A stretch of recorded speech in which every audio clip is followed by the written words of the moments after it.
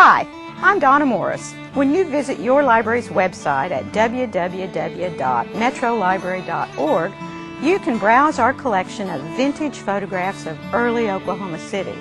But right now, here's Oklahoma historian and author Bob Burke to share some stories about these fascinating photos. This photo looking west down Main Street from Broadway shows what appears to be a typical day at the busiest intersection in the city.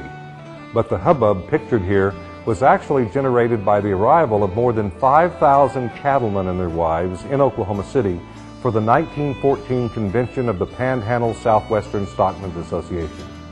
Special trains had brought people from all over the Southwest and from as far away as Kansas City and Chicago.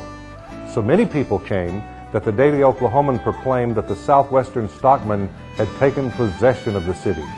The visitors were welcomed by the host city, and hundreds of residents donated the use of their automobiles to provide sightseeing tours of the proud metropolis, while the women's clubs escorted visiting wives on shopping junkets around town.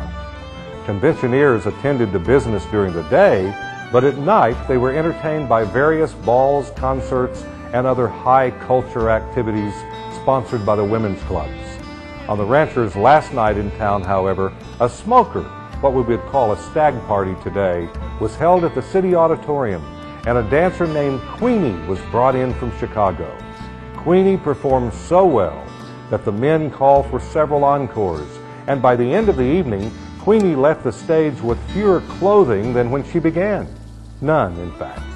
A spy was present that night, though, and the next morning the local women's clubs were made aware of the event at an emergency meeting at the Carnegie Library.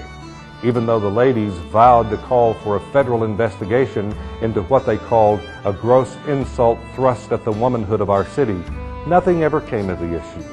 But you can bet a number of men became acquainted with sleeping on the couch for the next several weeks after that spring of 1914.